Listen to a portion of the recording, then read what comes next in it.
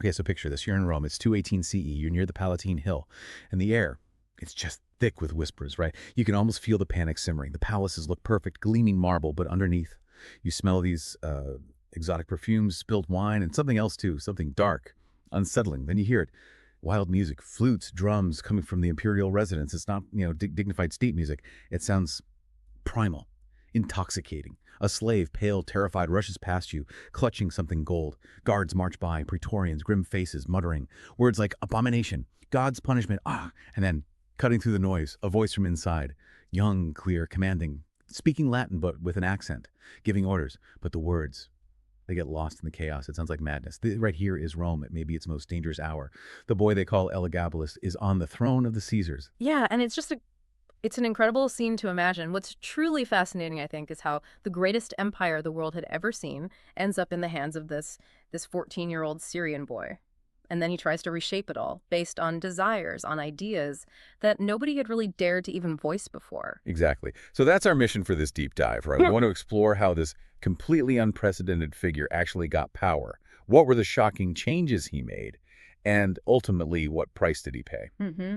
And we'll look at the sources, try to figure out not just what happened, but, why it mattered back then, and maybe why this story of power, identity, and just how fragile norms can be, why it still kind of resonates today. Okay, so to really get Elagabalus, we need to go back not to the founding of Rome, but to the beginning of the end for the Severan dynasty. This powerful line of emperors, they dominated Rome for decades, but things were getting shaky, internal strife. Right. The dynasty was weakening. And the boy who becomes emperor, he's born around 204 CE, a place called Emesa in Syria. His birth name, Varius Avitus Bassianus. Came from a pretty ambitious Syrian aristocratic family. His official name, Marcus Aurelius Antoninus. That was pure politics. A way to link him to the famous philosopher-emperor, give him legitimacy. A complete fiction, but a necessary one for their plans. Definitely. And growing up, Varius is always near this huge temple in Emesa, the temple of Elagabal, the sun god. You have to imagine the atmosphere, chants, incense hanging heavy in the air, and the center of it all, this massive black stone meteorite. They believes it fell from heaven. In this worship, it's so different from Roman practice. Roman religion was about respect, rituals done correctly, duty. In Emesa, it was, ecstatic, fluid, almost negotiable, you could say. The lines between sacred and profane, male and female, human, divine, were all blurred. The way you connected with the god was often by kind of becoming them, inhabiting that divinity. Yeah, that's a key difference. This idea of embodying the god, it's central to understanding him later. Absolutely. It's a cultural context that's almost alien to the Roman mindset of the time. And Varius's mother, Julia Soaemius, she totally understood this. She was sharp, ambitious. Her aunt was Julia Domna, the powerful empress mother, so ambition ran in the family. Her big chance comes in 218 CE. The current emperor, Macrinus, who, by the way, had arranged the murder of the previous emperor, Caracalla, he makes this just fatal mistake. He cuts the pay for the legions stationed out in Syria. Never a good move with Roman soldiers, especially not those far from home. Right, so Julia Soaemius sees her opening, and she starts spreading this wild, scandalous rumor. She claims her son, Varius, isn't just some aristocrat's kid. No, he's Caracalla's illegitimate son, born from a secret affair Caracalla had with his own sister. Which is, talk about high stakes. It's either brilliant political maneuvering or just incredibly dangerous. It gives him a bloodline claim, though. Exactly. So picture the scene. Syrian military camp, May 218 CE. Soldiers are already unhappy about the pay cut. Then Julia Soaemius presents her son. He's young, maybe 14, dressed in imperial purple, face painted, Eastern style, moving gracefully almost, androgynous. And she makes this double proclamation. He's Caracalla's rightful heir, and he's the living embodiment of the god Elagabal, sent to bring a new golden age. Wow. Talk about playing all the cards at once. Right. And the soldiers, they look at this figure, this boy who seems to exist between worlds, male, female, human, divine, and they kneel. Hail Caesar. Hail Marcus Aurelius Antoninus. Hail Elagabalus. And that last name, Elagabalus, that's not its birth name. That's the name of his god. It marks him right then and there, emperor and living god. And that fusion, that's the crucial thing here, isn't it? It's not just another army revolt over money. Julius Soaemius brilliantly mixed political ambition, the claim to the Severan line, with this potent religious mania. It created something new, something that was incredibly hard for the traditional Roman system to even comprehend, let alone counter. It made him almost irresistible to those disillusioned troops. So Emperor Macrinus, he's back in Antioch. He must have just felt the world tilting. The reports from his spies. Mm-hmm.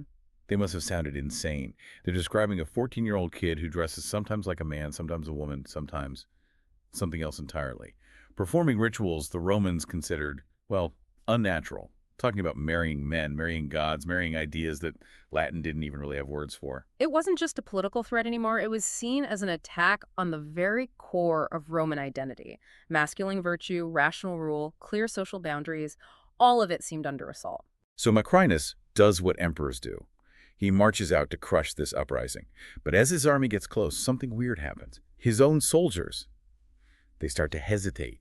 They whisper amongst themselves. And then they start deserting. In droves, they're drawn over to Elagabalus' side by the spectacle, the exotic clothes, the hypnotic Syrian music, this sense of religious ecstasy. They felt they were joining a divine cause. It really wasn't much of a battle, was it? More like a mass conversion, as you said. The spiritual power just overwhelmed the military structure. Exactly. Macrinus flees, gets caught, executed. His head is sent to Elagabalus. Proof the old order was finished. And this just highlights that raw military power wasn't enough here. Macrinus was a general. Elagabalus presented himself as a god king leading a holy war. How do you fight that with legions? So then begins this journey from Syria all the way to Rome. Takes months. And it's like no imperial procession anyone had ever seen. Imagine the sight. You've got your standard Roman soldiers marching, sure, but alongside them, Syrian priests in strange robes, painted courtesans, imperial officials, and these Praetorian guards who probably still couldn't believe what was happening. A real culture clash on the move. Totally. And at the center, Elagabalus in his golden chariot. But his look changes constantly. One day, he's trying to look like a proper Roman emperor. The next, flowing Syrian silks, painted face, looking more like a temple dancer than a commander-in-chief. He'd engage with the crowds, have these public displays of religious fervor. People watching didn't know if it was divine inspiration or if the kid was just mad. And you have to think about the reports reaching Rome ahead of him. Well, yeah. Imagine being a senator in Rome. You're getting messages describing, well, things that sound like fairy tales from the East, not serious imperial business. Yeah. The new emperor dancing in public, wearing women's clothes, performing these unmentionable ceremonies. There were debates, of course. Resist, accept. But underneath it all, there's this deep anxiety. Roman had always conquered the East. Now, it felt like the East was coming to Rome, not as a subject, but as this transformative force, threatening to change everything from the inside out. And that's the core conflict, isn't it? Rome's strength was its order, its tradition, its gravitas. Elagabalus embodied something entirely different. Fluidity, ecstasy, divine immediacy. It directly challenged the Roman ideal of virtus, that masculine civic virtue that was supposed to define an emperor. To summer 219 CE, Elagabalus finally arrives in Rome. The whole city is just holding its breath. He rides in on that golden chariot, but he's not alone. Right beside him, on another cart, that massive black stone, the meteorite god Elagabal, brought all the way from Syria. Which is just symbolically huge. It's not just an emperor arriving, it's his god arriving too. A spiritual occupation almost. And his first moves, immediately shocking. Within days, he announces the stone of Elagabalus is going to marry Minerva, Rome's goddess of wisdom. Like a rock marrying a goddess. It's a ceremony with absolutely no precedent in Roman tradition. It must have baffled everyone. Then he starts building this huge temple to Elagabalus, right on the Palatine Hill, the symbolic heart of Rome. He appoints Syrian priests to high religious positions, introduces new ceremonies, lots of dancing, music, and stuff. Witness is basically described as unspeakable acts. Yeah. And he starts wearing women's clothes in public, regularly. Not like a disguise, not as a joke. It was a statement, but nobody knew what the statement was. That uncertainty must have been deeply unnerving for the Romans. Definitely. The old aristocracy. Watching in horror as their whole world just seems to dissolve. Ordinary Romans, struggling to figure out this emperor who seems to enjoy breaking every single rule. People had a choice. Adapt, flatter the new Syrian courtiers, maybe adopt some Eastern fashions, or just disappear. Keep your head down. And the Praetorian Guard. You can imagine the tension. They swore an oath to protect the emperor, but this emperor, Syrian, not Roman-born, effeminate, not masculine, disrespectful of tradition, he was the opposite of everything they expected. Plus, he's messing with the government directly, appointing his Syrian buddies to important jobs, apparently based on how good-looking they were, not if they could actually, run things. He'd interrupt Senate meetings with these religious ceremonies senators found blasphemous and just plain embarrassing, issuing laws that contradicted centuries of Roman legal tradition, just seemingly on a whim. There's that famous story, isn't there, about the senator who objected. Right. An elderly senator apparently spoke out against Elagabalus's ideas for new laws changing marriage customs, maybe even legalizing male relationships. Elagabalus's response, boom, exiled, set off to some remote province. The message couldn't be clearer: go along to get along, resistance gets punished. And this really tests the limits, doesn't it? How long can institutions like the Senate or the Guards stay loyal when they feel constantly humiliated, when everything they define themselves by is under attack? It shows how much Roman stability relied on those shared cultural assumptions, not just laws and legions. That fragility becomes really apparent. But maybe the most shocking thing, the thing that really broke Roman brains, was how he just completely ignored traditional gender roles. In Roman society, the emperor was supposed to be the ultimate symbol of masculine virtue, right? Like virtus, strength, dignity, control. Elagabalus, he presented something totally different. The ancient sources, even allowing for enemy propaganda, are pretty consistent on this. They talk about him wearing women's clothes, makeup, wigs. Some even claim he actively sought out doctors who could surgically alter his body to be female, which in that era is just mind-boggling to even contemplate. Yeah. Imagine the conversations happening in Roman homes. Fathers trying to explain to their sons why the emperor is showing up in silk gowns and pearls. All those rigid gender roles suddenly seemed, well, fragile, negotiable almost, in the emperor himself. And his personal life became fuel for endless rumor and scandal. Oh, totally. Married multiple times, the sources say. To women, yes, but also reportedly to men. Courtiers, chariot drivers, maybe foreign princes. There are accounts of him holding ceremonies where he married gods. He supposedly talked openly about wanting to be dominated by male lovers, treated like a woman, discussing sexual acts that Romans considered taboo even in private, let alone for the emperor to talk about. It must have been psychologically destabilizing for the Roman elite, challenging centuries of assumptions about power, masculinity, and what it meant to be Roman. But it wasn't just personal preference, was it? It seemed tied into his whole religious project. Exactly. It wasn't just random eccentricity. It appears to be part of a systematic attempt to remake Roman religion in the image of this Eastern mystical tradition he brought with him, that new temple of Elagabalus on the Palatine. It wasn't just a building, it was a stage. The black stone, the strange music, the incense, and the emperor himself, often in flowing robes, presiding over rituals that deliberately blurred those lines. Male and female, emperor and priest, human and divine. It was like the whole Roman Empire became his personal laboratory, an experiment on a massive scale, testing ideas about gender, sex, religion, authority, ideas Rome wasn't ready for. Which raises the big question. Could the empire actually survive this experiment? Well, by the third year of his reign, things were definitely fraying badly. The Senate was hostile, just waiting. The Praetorian Guard, deeply unreliable, resentful. Reports of unrest were coming in from the provinces. And the economy wasn't great either. All that lavish spending on temples and favorites, combined with appointing incompetent managers. And his mother, Julia Soaemius, she must have seen the writing on the wall. She'd wanted power, used her son to get it, but now it seemed she realized she'd unleashed something she couldn't control. The very things that made him a charismatic rebel leader, the extremism, the boundary breaking, were disastrous for actually ruling Rome. He was burning too bright, like you said. Yeah. Consuming everything. And Elagabalus himself seems to decline personally. Sources talk about dark dreams, paranoia. His behavior gets even more erratic. Even his own Syrian priests start backing away, maybe seeing it less as divine possession and more as, well, a breakdown. Yeah, the magic was fading, perhaps even for him. The real breaking point seems to be winter 221 CE.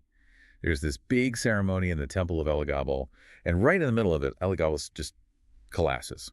Starts convulsing on the floor. When he finally comes around, hours later, people say he seemed different, changed, hollowed out, diminished, whispering about betrayal, about the gods turning against him. That supernatural aura, the thing that made him so powerful initially, it was crumbling, fast. And that created a power vacuum, an opportunity.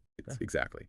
For Julia Mamaia, Elagabalus' aunt, her son was his cousin, Alexander Severus. And Mamaia had been playing the long game, quietly building support among the traditional Roman factions, positioning herself as the defender of old Roman values, and her son, Alexander. He was the perfect contrast. Only 13, but presented as everything Elagabalus was not. Conventionally masculine, respectful of the Senate and traditions, trained in Roman law, not Syrian mysticism, he looked like a safe bet, like stability. Then comes the final straw. March 222 CE, Elagabalus announces his craziest plan yet. He's going to remove all the traditional Roman gods, Jupiter, Mars, Minerva, all of them from their temples. and replaced their statues with images of his god, Elagabalus. Wow, that wasn't just innovation anymore. That was active destruction, erasing Roman religious heritage entirely. Yeah, even the few loyalists he had left must have just balked at that. It's too far. So Julia Mamaea makes her move. March 11th, 222 CE. The Praetorian Guard, probably with her encouragement, maybe even orders, corners Elagabalus and his mother. They're both killed. Julia Soaemias apparently died trying to shield her son with her own body. A brutal end. But it wasn't just about killing him. No, not at all. What happened next was symbolic. The guards stripped the bodies, mutilated them, dragged them through the city sewers, and finally threw them into the Tiber River. Like garbage. It was a ritualistic purging. A rejection not just of the man Elagabalus, but of everything he represented. The foreignness, the gender bending, the religious revolution, all of it. Thrown into the river. Within hours, Alexander Severus is proclaimed emperor, and his first actions, total erasure. The Temple of Elagabalus, converted back to something else, the Syrian priests. Dismissed, sent packing, that black stone, shipped all the way back to Emesa. Elagabalus' edicts, repealed. It's fascinating how quickly Rome snapped back, like an elastic band, back to tradition, back to perceived normalcy. But you have to think those 4 years left scars.